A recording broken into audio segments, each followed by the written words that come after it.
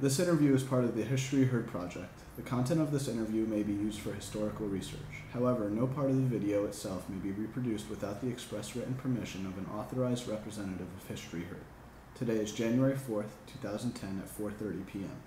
This is an interview with Ellen Hawes in Sarasota, Florida. She was born on September 7th, 1919 in Brooklyn, New York.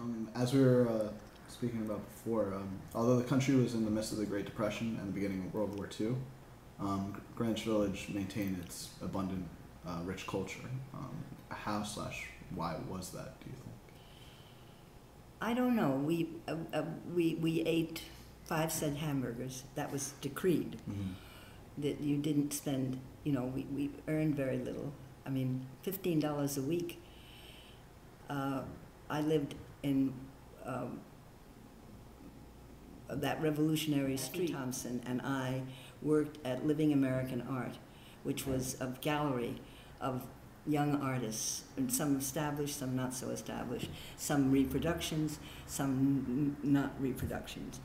And we lived at Patchen Place, Patchen, and it was all the buildings were from the Revolutionary War, and the time of the Revolutionary War, and we shared an apartment there. We each made $15 a week. We managed to pay for the apartment.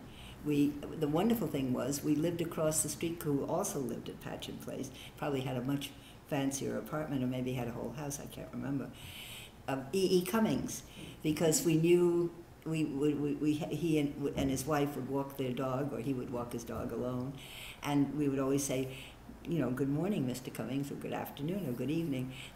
We didn't even realize that he was a great poet. We just knew him. I remember he asked us our names, and we said him, "What's your name?" And he said, "I'm E.E. Cummings," and we had no way of Googling him in those days, but we sort of knew he was a poet. I guess we found out, and it was just part of life. Although we made very little money, we managed to do that. So it was that kind of leveling. I guess artists too lived on less. There wasn't the separation then that there is now. Could you just talk about like a typical day? Well, I worked for Living American Art, and that was very exciting because we were meeting people who were artists bringing in their work. We were also meeting people who were coming in to buy artwork. And I remember that a John Wharf painting, which later was today it was quite expensive, or Fletcher Martin painting, was $35 or $50, and now they would be, $250,000 or something. Yeah.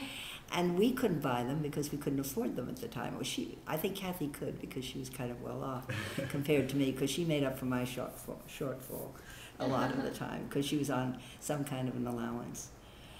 And so the two of us, we just had a wonderful time. But it was decreed that all the members of the singing group, it was Pete Seeger who said we had to eat those White House, or they were called White Tower hamburgers, and they were 5 cents a piece. They fed us very neatly, and they got $15 for a gig, and sometimes there would be 4 or 5 people out on the gig, so there was a lot of sharing to do. And they had a house which they rented for minimum sum, where in the basement downstairs they held the hootenannies. And so there wasn't that separation, and because we had people like, as I said, Frederick Vanderbilt Field would come. He was a Vanderbilt, but he had his father's name. And he came from Park Avenue. And there were others that came too, because there was a great mixture. And jazz was just beginning, and the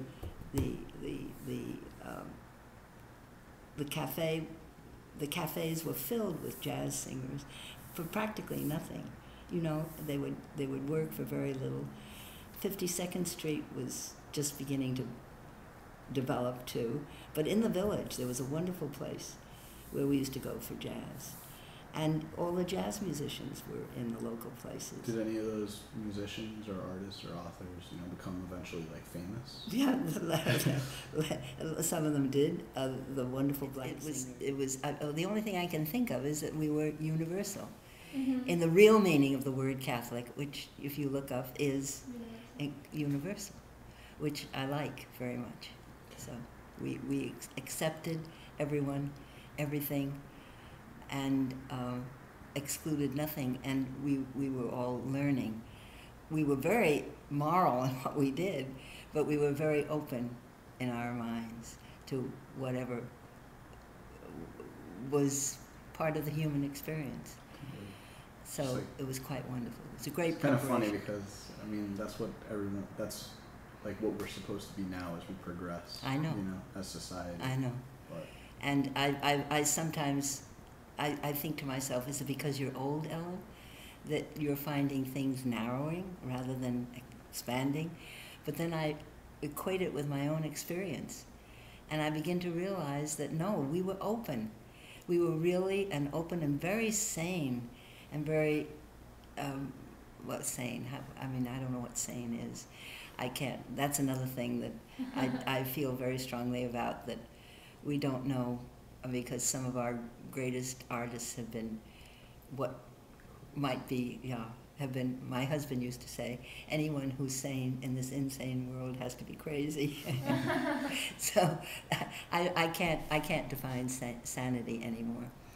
I can define cruelty and hostility and all of that. Those are unacceptable. We had none of that, as I remember it. We probably did, but I wasn't aware of it. So that's all I can say. It was not part of my world at the time. It was to open up, open up, open up.